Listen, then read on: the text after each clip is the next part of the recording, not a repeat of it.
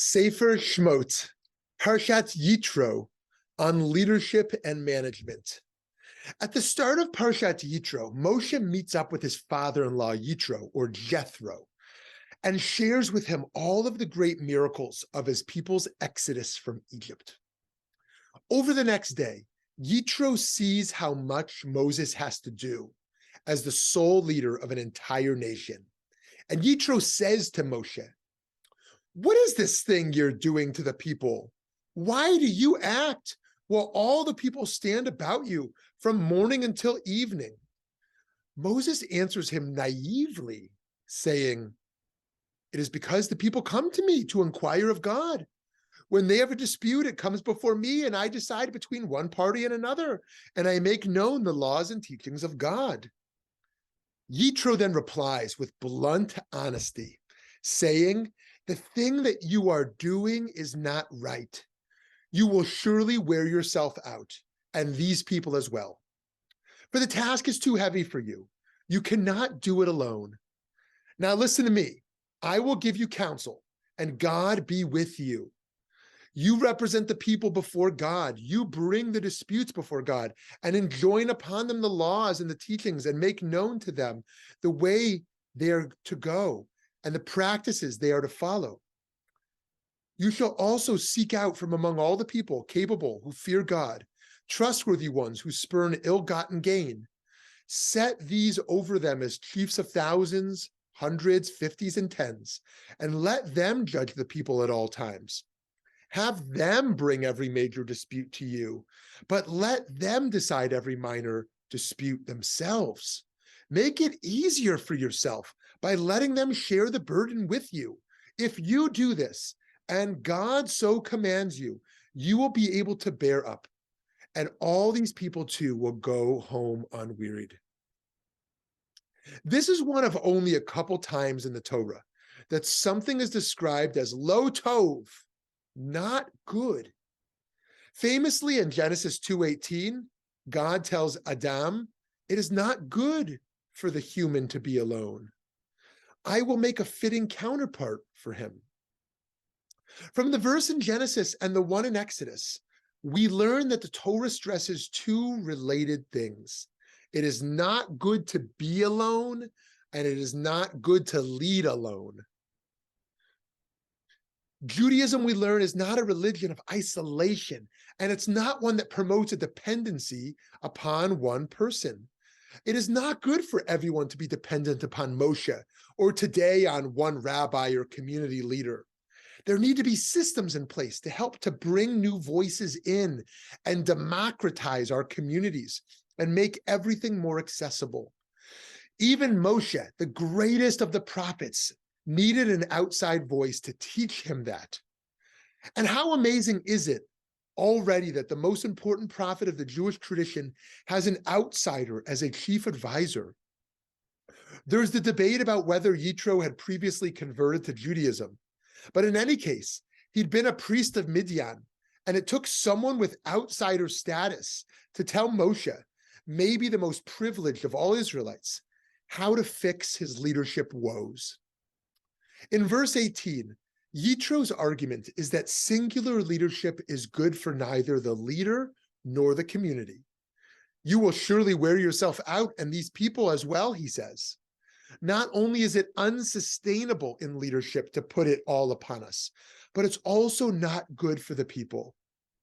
The Torah teaches us that God is not an elitist, wanting one person to run everything. Leadership should come from all subsets of the community, and each member of the community has something unique to contribute to the larger good. It's not that greatness is watered down. Moshe is indeed the only one with the capacity to speak with God face to face, but individual greatness is not enough. We need supremely gifted individuals and the involvement of the rest of the people. And those gifted individuals must learn when it is time to delegate responsibilities to others for the benefit of everyone involved. Because God is king, and every one of us is made in the image of God.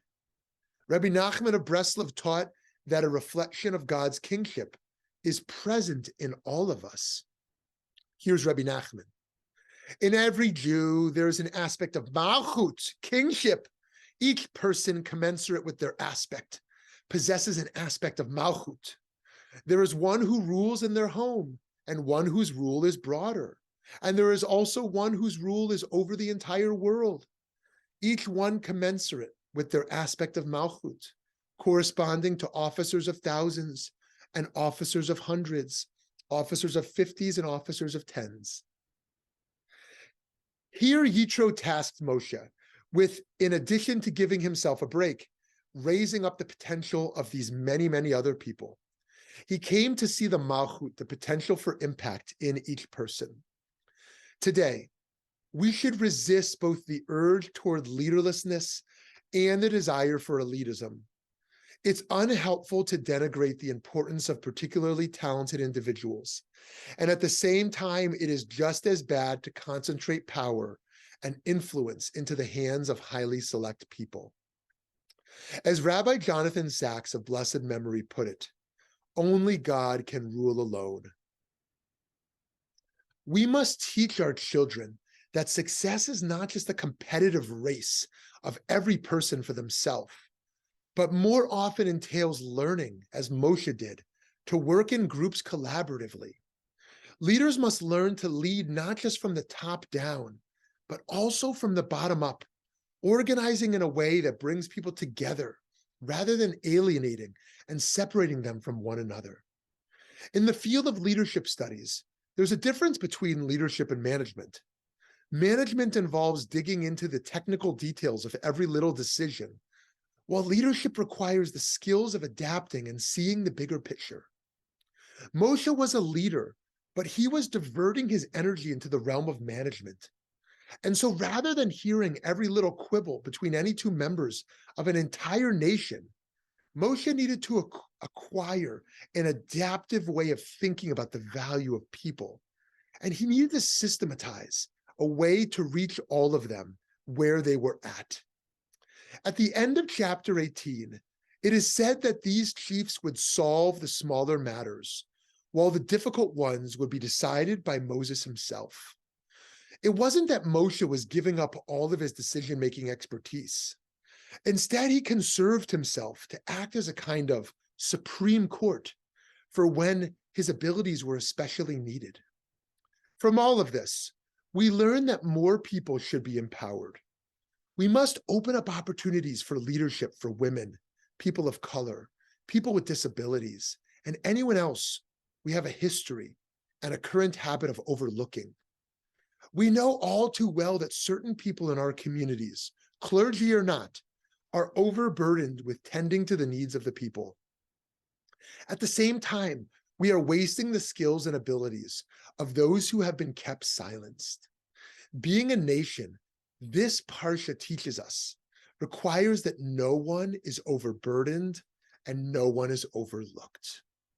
Shabbat Shalom.